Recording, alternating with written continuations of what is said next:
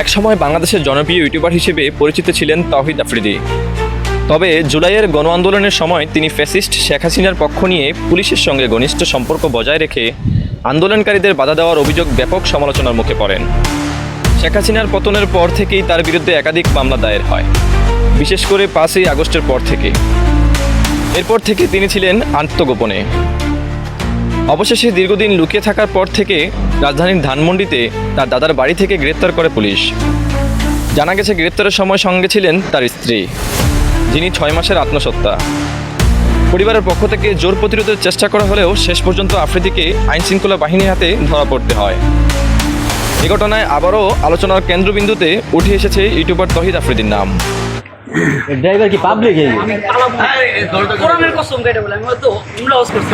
না না, আপনার পাশে কেউ না এত ওই শুধু ভয় পেয়েছিলাম ওয়াইফটা 6 মাসে ব্রেক। ভাড়া বাসা নাকি আপনাদের ভাই? না না না না, না না, এটা আমাদেরই বাসা, আমার চাচা, আমার আপন দাদার বাসা। ওইটাই দাদার বাসা আসছি আমি, কবর জিয়ারত করতে। হ্যাঁ হ্যাঁ, ঠিক আছে, যে আব্বা এই অবস্থা, যে কবর জিয়ারত করি। না ওটা আমরা সবই জানি।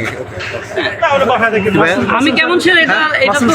গ্রেপ্তারের পর থেকে বিভিন্ন গুরুত্বপূর্ণ বিষয়ে জিজ্ঞাসাবাদ করা হয়, তবে প্রশ্নের সরাসরি উত্তর এড়িয়ে যান তহিদ আফ্রিদি। তিনি নিজের মতো কিছু মন্তব্য করলেও প্রয়োজনীয় তথ্য প্রকাশ করতে অস্বীকৃতি জানান। পুলিশের পক্ষ থেকে জানানো হয়েছে তদন্তের স্বার্থে তাকে আরও জিজ্ঞাসাবাদ করা হবে। ওয়ালেট আর আমার ভেপটা প্লিজ দিয়ে দেবো আপনার ভাই এটা নাও। একটু আগে দেখো ভাইয়া, এদিকে আসো। কে আছে নিয়ে যাক, এই বাড়িটা নাও।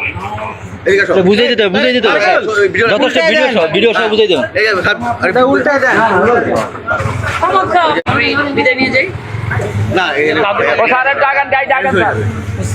একটু হ্যারে যাই, আপনি তো বুঝেন এগুলো। আমি ডিবিতে যাচ্ছি না, আমরা কোথায় যাচ্ছি? ডিবিতে। বলেন।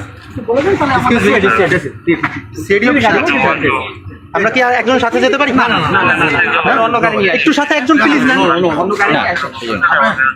ওখানে কি আছে? একজন আছে। আর ভাইয়ের নামটা একটু কাইন্ডলি যদি বলতেন। এই আগে ওই পাশে একজন না, না না, ভাইয়ের নামটা একটু যদি কাইন্ডলি বলতেন।